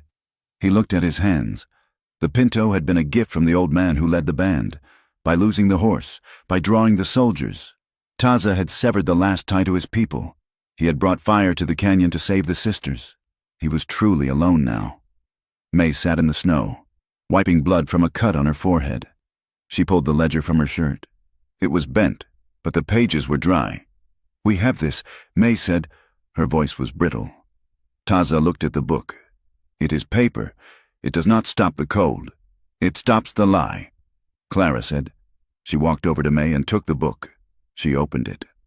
The handwriting was precise, bureaucratic. It detailed the sale of human beings as if they were sacks of grain. It listed the sheriff. It listed Hearst. It listed the bribes paid to a judge in San Miguel. "San Miguel," Clara said, reading the name. "It is a mining town. 2 days' ride east. It is a nest of snakes," Taza said. "Hearst has friends there. The sheriff goes there to drink." "Good," Clara said. She looked up, and for the first time her eyes held no panic, only a cold, crystalline resolve. "If they are there, then we go there." Taza stared at her. "Clara, we have no ammunition. We have no food. If we go to San Miguel, they will hang us before we cross the street. They will try," Clara said. She closed the ledger with a snap. "But I am done running, Taza. I am done hiding in caves and freezing while men like Hearst sleep in feather beds. We are going to San Miguel, and we are going to burn their world down with the truth." The journey to San Miguel was a blur of misery. They walked to spare the horse, taking turns riding only when their legs refused to move. They ate snow to quench their thirst. They huddled together at night in drifts, sharing body heat like a pack of wolves, shivering until their teeth ached. When they finally saw the smoke of the town rising against the gray sky, they looked like specters. Their clothes were rags. Their faces were gaunt, eyes sunken and dark. "We cannot walk in like this," Ruth whispered. "They will shoot us on sight." Taza stopped. He looked at the town, then at Clara. "I stay here," he said. Clara spun around. "What?" "I am the target," Taza said. "The posters say I am the killer. If I walk in with you, the panic starts. Men will shoot. You take the book. You find the federal marshal. I will wait in the rocks." "No," Clara said. Taza's jaw tightened. "Clara, use your head. A white woman with a book is a witness. A white woman with an Apache is a traitor. You have a better chance without me." Clara walked up to him. She reached out and took his hand. His skin was rough, cold, and scarred. "I do not want a chance without you," she said. She squeezed his hand. "Hard. They said you kidnapped us. They said you are a savage who butchered a shopkeeper. If you stay in the rocks, you prove them right. You prove that you are something that belongs in the dark." She stepped closer, invading his space, ignoring May and Ruth, who watched with wide eyes. "Walk with me," Clara said. "Walk beside me. Let them see you. Let them see that you did not take us. Let them see that we chose you." Taza looked down at her. The fear in his eyes was gone, replaced by a terrified wonder. He had faced cavalry charges and bear attacks, but this woman, standing in the snow and demanding he claim his place in the world, scared him more than any of it. "They will kill me." "Clara," he said softly. "Then they will have to kill me first," she answered. She turned to her sisters. "May, Ruth, we walk down the main street. We do not run. We do not hide. We go to the courthouse. And if the sheriff is there," May asked, checking the weight of the rock in her pocket. "Then we smile," Clara said grimly, "and we tell the truth." They entered San Miguel at noon. The town was busy.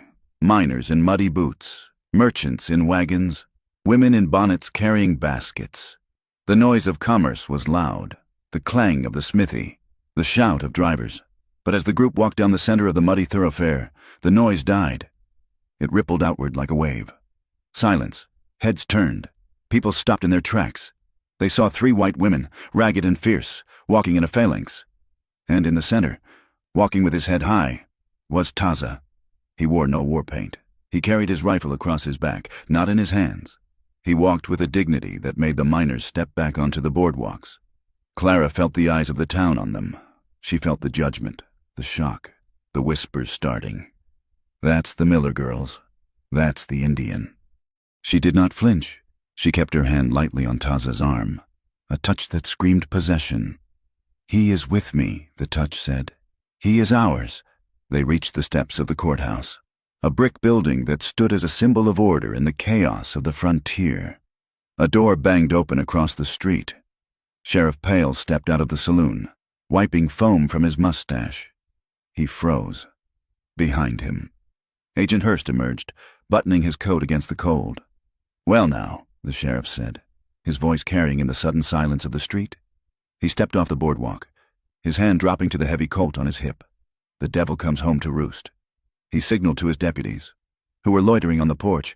"Surround them." Men with shotguns moved to block the street. The crowd pressed in, sensing blood. "You have a lot of gall." "Coming here," Pale sneered. "Walking closer. Or maybe you are just stupid. You are under arrest. Taza, for the murder of Elias Thorne, and for the abduction of these girls." He looked at Clara, his eyes cold and dead. "Step away from him. Clara, it is over. We will get you a bath and a hot meal. You are safe now." Clara did not step away. She stepped forward. "We were never abducted." "Sheriff," she said. Her voice was not loud, but it was clear. It cut through the cold air like a bell. Pale laughed, a nervous sound. "You are confused. Darlin', the Stockholm Syndrome has got you. This buck has twisted your mind. The only thing that has been twisted is the truth," May called out. She stepped up beside Clara, pulling the ledger from her jacket. She held it up high. "We have the book." "Pale!" May shouted. "We have the names." Pale's face went the color of ash. He looked at Hurst. Hurst's eyes narrowed into slits. "That is stolen government property," Hurst barked, stepping forward. "Seize it!" Deputies surged forward. "No!" Ruth screamed.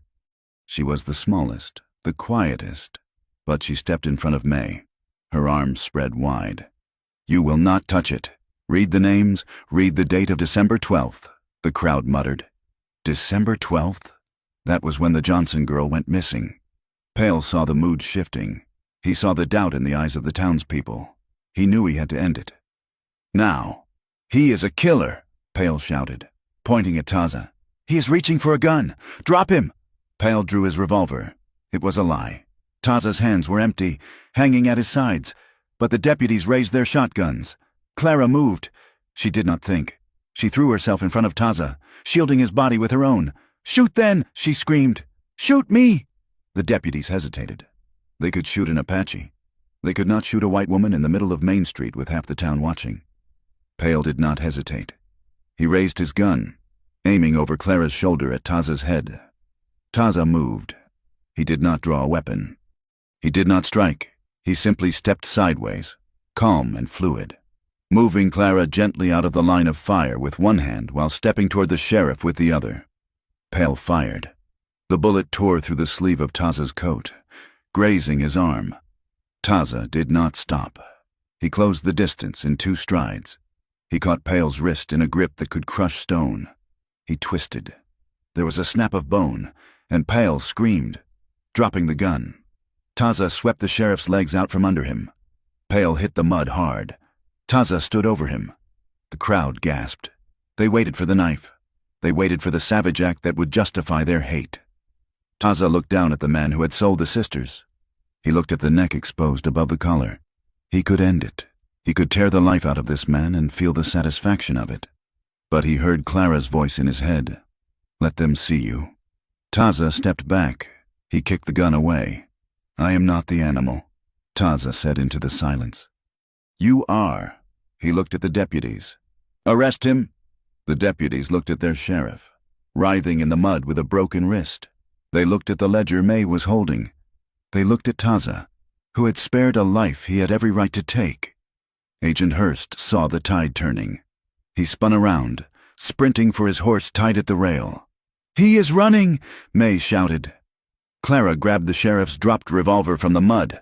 She was not a gunfighter. She was a woman who had been pushed too far. She raised the heavy iron with both hands. She didn't aim for the man. She aimed for the horse. She pulled the trigger. The gun bucked in her hands. The bullet struck the dirt in front of Hurst's horse. The animal reared, terrified.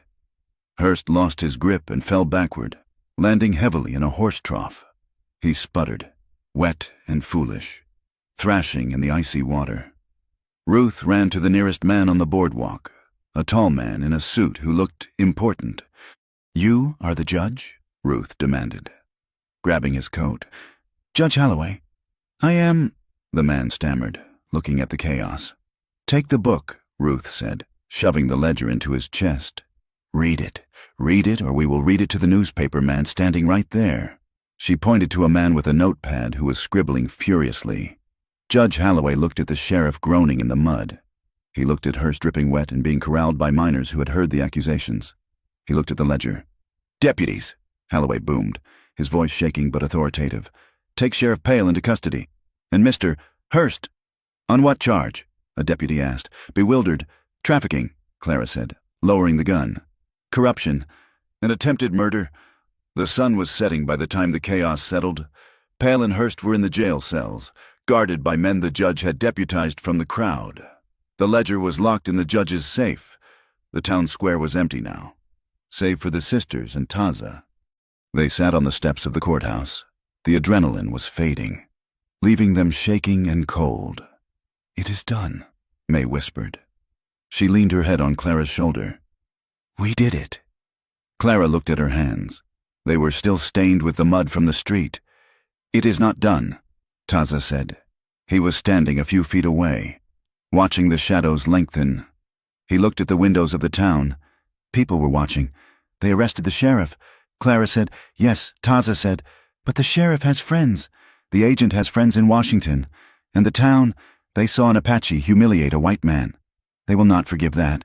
He looked at Clara. "You are safe now. The judge will protect you. You are heroes." "And you?" Clara asked. "I am still an Indian," Taza said.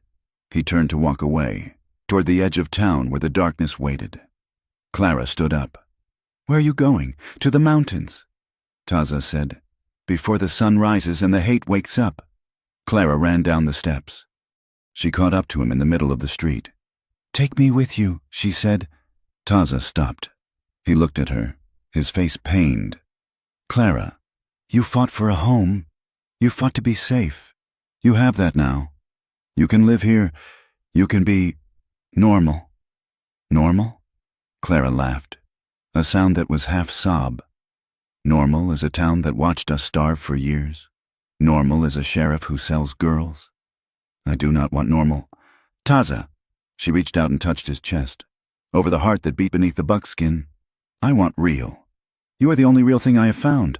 Taza covered her hand with his. "I have nothing. Clara, I have no horse. I have no tribe. I have a price on my head that will never go away." "I don't care about the price," Clara said fiercely. "We will build a house where they can't find us. We will plant corn in the rocks if we have to. But I am not staying here without you." Taza looked at her. He saw the stubborn set of her jaw. He saw the love that was stronger than her fear. He realized then that he could not leave her, not because she needed him, but because he needed her. She was the anchor that kept him from drifting away into the ghost world. He nodded slowly. "We go north," he said, past the snow line. May and Ruth were standing on the steps. Clara looked back at them. May walked down, followed by Ruth. "We are coming," May said. Taza looked at the three of them, the fierce one, the soft one, and the one who held them all together. "You cannot live in the snow," Taza warned. "Teach us," Ruth said. Taza looked at the sisters. A small smile, rare and fleeting, touched his lips. "Get horses," he said. They stole 3 horses from the corral behind the sheriff's office. It felt like justice. They rode out of San Miguel under the cover of darkness. They left behind the town, the law, and the safety that had nearly killed them. As they reached the first ridge, Clara looked back. The lights of the town were small and yellow, flickering against the vast blackness of the territory. She felt a pang of fear for what lay ahead, the cold, the hunger, the constant looking over her shoulder. The sheriff might be in jail, but his partners would come. The army would come. The world would not forgive them for winning. But then she looked beside her. Taza was riding close, his leg brushing hers. He reached out and took her hand in the dark. Clara squeezed back. She wasn't safe. She wasn't clean, but for the first time in her life, she was free. They turned their horses toward the high country, where the wind howled and the snow was deep, and they began the long, hard work of building a life that belonged only to them. The victory at San Miguel did not taste like sweet wine. It tasted like cold ash and iron. The adrenaline that had carried Clara, May, and Ruth through the snow and the gunfire faded, leaving behind a profound and aching hollowness. The body remembers what the mind tries to forget, and for weeks after the arrest of Sheriff Pale and Agent Hurst, the sisters woke screaming. They flinched at the sound of a door slamming. They ate their food with the frantic speed of starving dogs, protecting their plates with curved arms. They were housed in a small, drafty boarding house on the edge of town, paid for by the federal court while the investigation dragged its heavy feet. The town of San Miguel did not celebrate them. The people had seen the truth, the ledgers, the weeping girls found in the mine wagons, the corruption that rotted their law. But they resented the mirror. They resented that 3 ragged girls and an Apache warrior were the ones to hold it up. Winter settled in with a brutality that froze the water in the pitchers inside the room. The snow piled against the windows, sealing them in a white tomb. The legal reckoning was a slow, grinding machine. Judge Holloway was a decent man, but he was a creature of statutes and precedents, and the men who defended Hurst were creatures of venom. Clara and May were called to the makeshift courtroom in the saloon almost daily. They sat on hard wooden chairs, their hands clasped until the knuckles turned white, while a lawyer from Tucson, a man with slick hair and a suit that cost more than a ranch, tried to tear them apart. "Is it not true, Miss Miller," the lawyer asked, pacing in front of Clara, "that you invited the accused Savage into your camp, that you traveled with him willingly?" "He saved our lives," Clara answered, her voice steady though her stomach churned. "Saved you?" The lawyer smiled, a thin, cruel expression. "Or did he simply steal you from one master to serve himself? A woman of virtue would have sought the nearest town.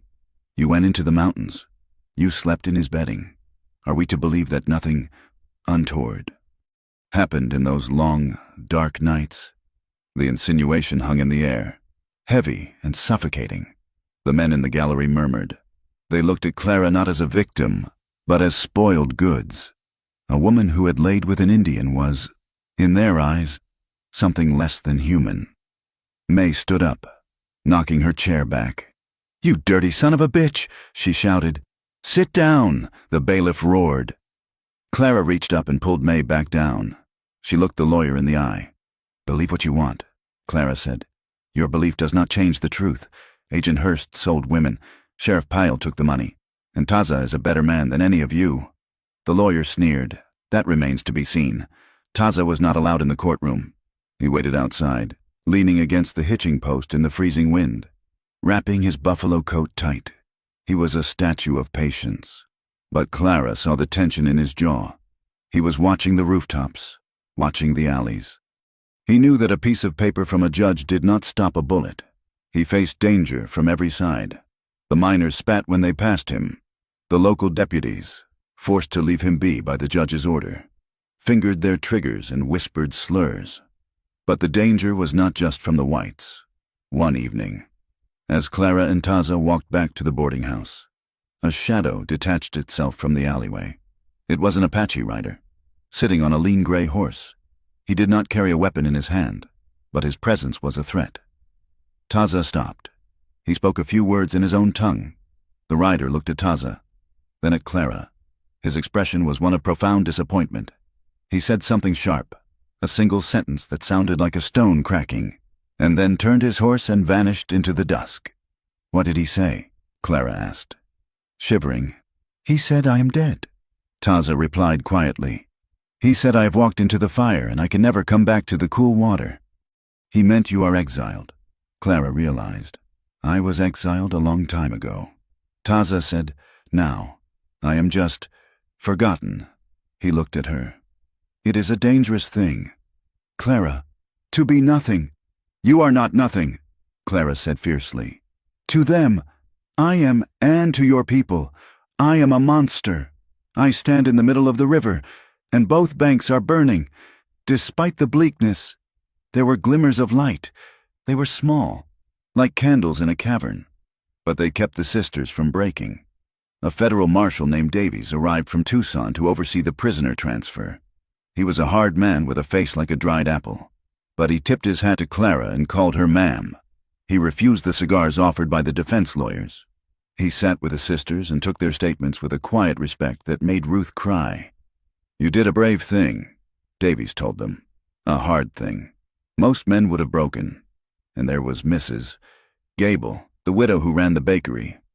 When the town grocer refused to sell to Clara, claiming he was out of stock, Mrs. Gable knocked on the boarding house door after dark. She held a basket covered with a cloth, fresh bread, a jar of preserves, and a small sack of coffee. "My daughter is 12, Mrs. Gable whispered, pressing the basket into Ruth's hands. "Just take it, please." And there was the boy, a street urchin, no older than 8, who found Taza cleaning his rifle on the porch. The boy didn't run. He walked up and touched the fringe of Taza's leggings. "Are you a chief?" the boy asked. "No," Taza said. "Just a man. My PA says you are a tiger," the boy said. Taza looked at the boy, his dark eyes softening. "Tigers are in books." "I'm just cold." The boy smiled and handed Taza a marble, a swirl of blue glass. "Keep it," the boy said, "for luck." Taza kept it. He carried it in his pocket next to his cartridges. As the weeks turned into months, the trial concluded. Hurst was sentenced to 20 years in Yuma. Pale was given 15.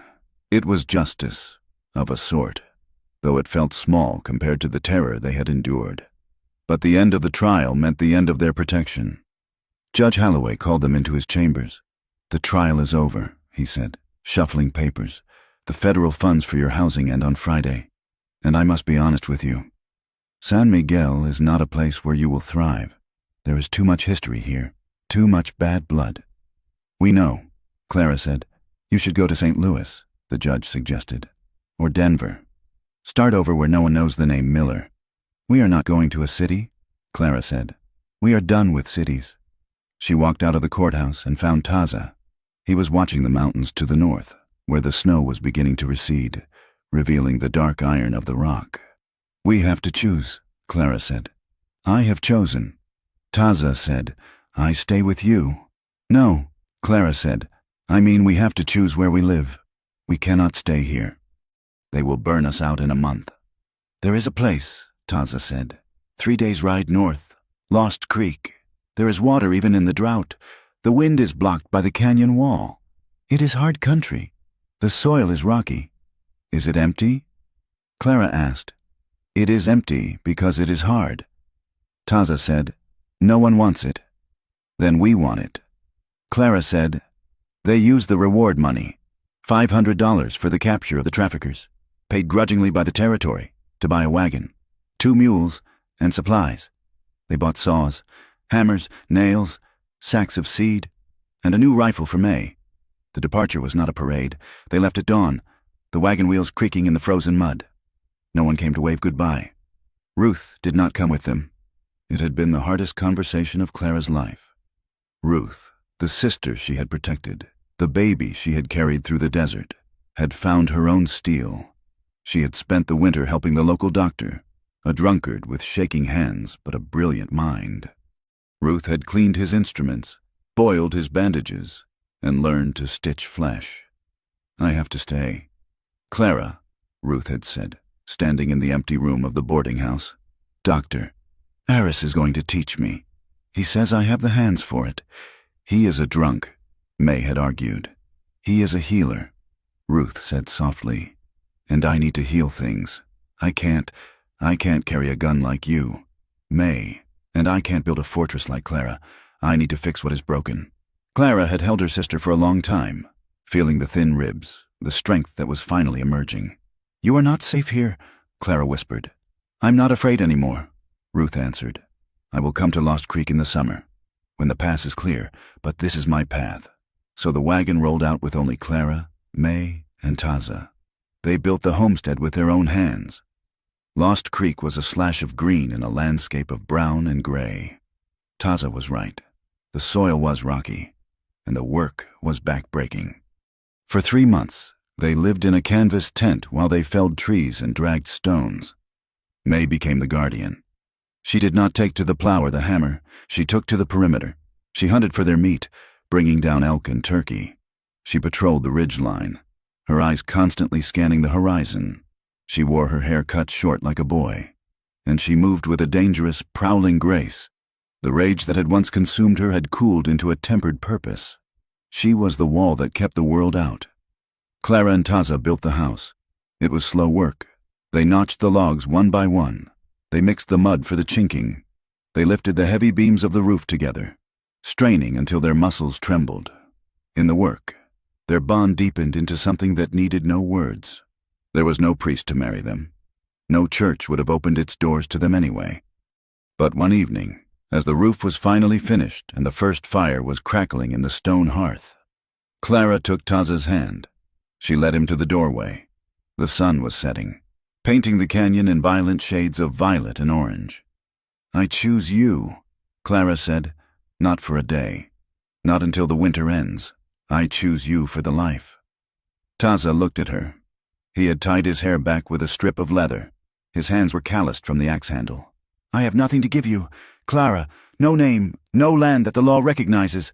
You give me this," Clara said, gesturing to the house, to the fire, to the vast silence around them. "You give me peace. I vow to you," Taza said, his voice rough. "I stand between you and the dark. As long as I have breath." It was a marriage of earth and blood. They sealed it not with a ring, but with a quiet, desperate embrace in the twilight, holding each other against the encroaching night. That night, in the bed they had built of pine boughs and firs, the intimacy was absolute. It was not the frantic fumbling of their first time in the snow. It was a slow, deliberate mapping of one another. Clara learned the map of his scars. Taza learned the rhythm of her breathing. They loved with the intensity of people who knew exactly how fragile life was. Every touch was a rebellion against the death that had chased them. But the world does not forget. Spring brought the thaw, and the thaw brought the road. Lost Creek was isolated, but it was near an old drover's trail. 6 months after they settled, the threat arrived. It was not the law. It was worse. It was the Vigilance Committee. 6 men from a town 50 miles south, men who had heard the stories of the white women living with a savage. They came riding up the creek bed, their dusters long, their hats pulled low. They were men who believed they were doing God's work by punishing what they did not understand. May saw them first. She came running down from the ridge, breathless. "Riders," she said, "6, armed. They are not passing through. They are spreading out." Clara was in the garden, hoeing the rocky earth. Taza was by the corral, breaking a wild mustang he had caught. They gathered on the porch of the cabin. "Do we run?" May asked, checking the load in her Winchester. "No," Taza said. He picked up his rifle. "If we run, we never stop. This is our ground." Clara went inside and came out with the shotgun. She stood beside Taza. She felt the fear, cold and familiar, but it did not paralyze her. It sharpened her. The riders stopped 20 yards from the porch. The leader was a big man with a beard that reached his chest. He spat a stream of tobacco juice into the dust. "We heard there was a situation up here," the man said, his eyes sliding over Clara and resting on Taza with pure hatred. "We heard there were white women held captive by a buck. We came to liberate you, ma'am." Clara stepped forward to the edge of the porch. She racked the slide of the shotgun. The sound was loud in the silence.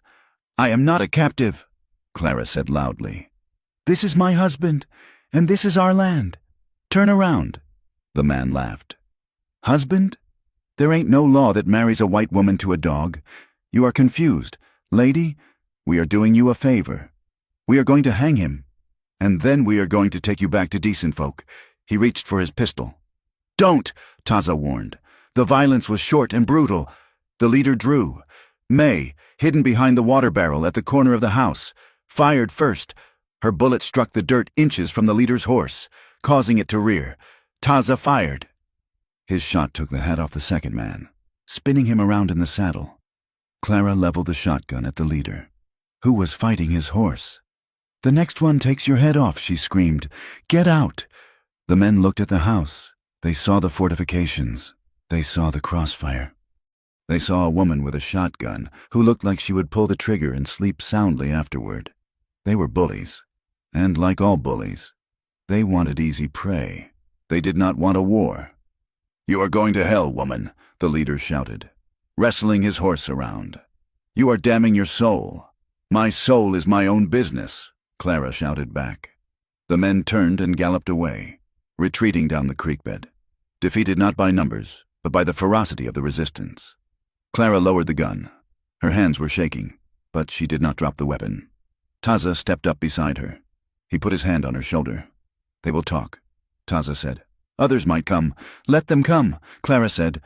She looked at the garden, at the cabin, at May, who was standing tall and proud by the water barrel. "This is ours. Taza, we earned it." Summer brought the heat, and it brought a visitor.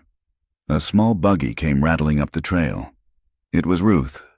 She looked older, tired, but her eyes were clear.